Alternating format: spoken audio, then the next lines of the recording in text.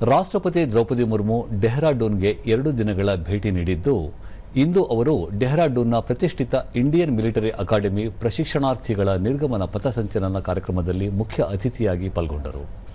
9 ಮಹಿಳಾ ಕೆಡೆಟ್ಗಳು ಸೇರಿದಂತೆ 500ಕ್ಕೂ ಹೆಚ್ಚು ಪ್ರಶಿಕ್ಷಣಾರ್ಥಿಗಳು ನಿರ್ಗಮನ ಪಥಸಂಚಲನದಲ್ಲಿ ಭಾಗವಹಿಸಿದ್ದಾರೆ. ಈ ವರ್ಷದ ನಿರ್ಗಮನ ಪಥಸಂಚಲನ ಐತಿಹಾಸಿಕವಾಗಿದ್ದು, ಮೊದಲ ಬಾರಿಗೆ ಮಹಿಳಾ ಕೆಡೆಟ್ಗಳು ತಮ್ಮ ಪುರುಷ ಸಹವರ್ತಿಗಳೊಂದಿಗೆ ಪಥಸಂಚಲನದಲ್ಲಿ ಪಾಲ್ಗೊಂಡಿದ್ದಾರೆ. ತರಬೇತಿ ಅವಧಿ ಪೂರ್ಣಗೊಂಡಿರುವ ಪ್ರಶಿಕ್ಷಣಾರ್ಥಿಗಳು ಭಾರತೀಯ ಸೇನೆಯಲ್ಲಿ ಅಧಿಕಾರಿಗಳಾಗಿ ನಿಯೋಜನೆಗೊಳ್ಳಲಿದ್ದು, ರಾಷ್ಟ್ರ ಸೇವೆಯಲ್ಲಿ ತಮ್ಮನ್ನು ತೊಡಗಿಸಿಕೊಳ್ಳಲು ಯುವ ಅಧಿಕಾರಿಗಳಿಗೆ ಹೊಸ ಪ್ರಯಾಣದ ಆರಂಭವನ್ನು ಸೂಚಿಸುತ್ತದೆ.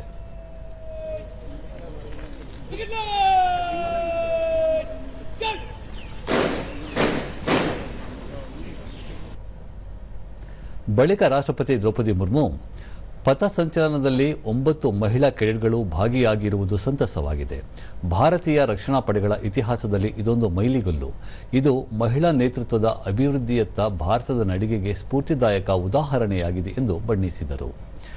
ಇದೇ ವೇಳೆ ಅಕಾಡೆಮಿಯಿಂದ ತರಬೇತಿ ಪೂರ್ಣಗೊಳಿಸಿರುವ ಮಿತ್ರ ರಾಷ್ಟ್ರಗಳ ಕೆಡೆಟ್ಗಳಿಗೆ ಶುಭಾಶಯ ಕೋರಿದ ಅವರು, ಅತ್ಯುನ್ನತ ಮಟ್ಟದ ಮಿಲಿಟರಿ ವೃತ್ತಿಪರತೆಯ ತರಬೇತಿಯನ್ನು ನೀಡುವ ಜವಾಬ್ದಾರಿಯನ್ನು ಮಿತ್ರ ರಾಷ್ಟ್ರಗಳು ನಮ್ಮ ಮೇಲೆ ವಿಶ್ವಾಸ ಹೊಂದಿರುವುದಕ್ಕೆ ಸಂತಸ ವ್ಯಕ್ತಪಡಿಸಿದರು.